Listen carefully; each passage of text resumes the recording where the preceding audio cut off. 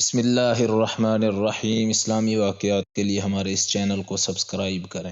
رسول اللہ صلی اللہ علیہ وسلم کی عمر شریف جب 40 برس کے قریب ہو چلی اور اس دوران آپ صلی اللہ علیہ وسلم کے اب تک کے تعاملات نے قوم سے آپ صلی اللہ علیہ وسلم کا ذہنی اور فکری فاصلہ بہت وسیع کر دیا تھا، تو آپ صلی اللہ علیہ وسلم کو تنہائی محبوب ہو گئی۔ چنانچہ آپ صلی اللہ علیہ وسلم ستو اور پانی لے کر مکہ سے کوئی 2 میل دور کوہ ہرا کے ایک غار میں جا رہے تھے۔ یہ ایک مختصر سا غار ہے جس کا طول 4 گز اور عرض 1.25 گز ہے۔ یہ نیچے کی جانب گہرا نہیں ہے بلکہ ایک مختصر راستے کے بازو میں اوپر کی چٹانوں کے باہم ملنے سے ایک کوتل کی شکل اختیار کیے ہوئے ہے۔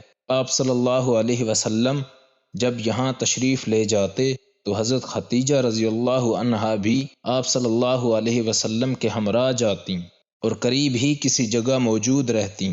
آپ صلی اللہ علیہ وسلم رمضان بھر اس غار میں قیام فرماتے، آنے جانے والے مسکینوں کو کھانا کھلاتے اور بقیہ اوقات اللہ تعالیٰ کی عبادت میں گزارتے۔ کائنات کے مشاہد اور اس کے پیچھے کار فرما قدرت نادرہ پر غور فرماتے۔ آپ صلی اللہ علیہ وسلم کو اپنی قوم کے لچر پوچ شرکیہ عقائد اور واہیات تصورات پر بالکل اطمینان نہ تھا، لیکن آپ صلی اللہ علیہ وسلم کے سامنے کوئی واضح راستہ، معین طریقہ اور افراط و تفریط سے ہٹی ہوئی کوئی ایسی راہ نہ تھی جس پر آپ صلی اللہ علیہ وسلم اطمینان و انشراح قلب کے ساتھ رواں دواں ہو سکتے۔ نبی صلی اللہ علیہ وسلم کی یہ تنہائی پسندی بھی در حقیقت اللہ تعالیٰ کی ایک تدبیر کا حصہ تھی۔ اس طرح اللہ تعالیٰ آپ صلی اللہ علیہ وسلم کو آنے والے کار عظیم کے لیے تیار کر رہا تھا۔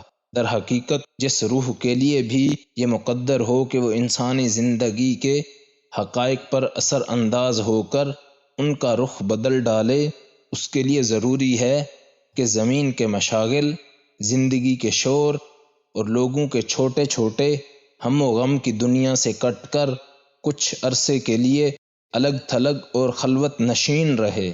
ٹھیک اسی سنت کے مطابق جب اللہ تعالیٰ نے محمد صلی اللہ علیہ وسلم کو امانت کبریٰ کا بوجھ اٹھانے، روئے زمین کو بدلنے اور خطہ تاریخ کو موڑنے کے لیے تیار کرنا چاہا تو رسالت کی ذمہ داری عائد کرنے سے 3 سال پہلے آپ صلی اللہ علیہ وسلم کے لیے خلوت نشینی مقدر کر دی۔ آپ صلی اللہ علیہ وسلم اس خلوت میں 1 ماہ تک کائنات کی آزاد روح کے ساتھ ہم سفر رہتے اور اس وجود کے پیچھے چھپے ہوئے غیب کے اندر تدبر فرماتے، تاکہ جب اللہ تعالیٰ کا اذن ہو تو اس غیب کے ساتھ تعامل کے لیے مستعد رہیں۔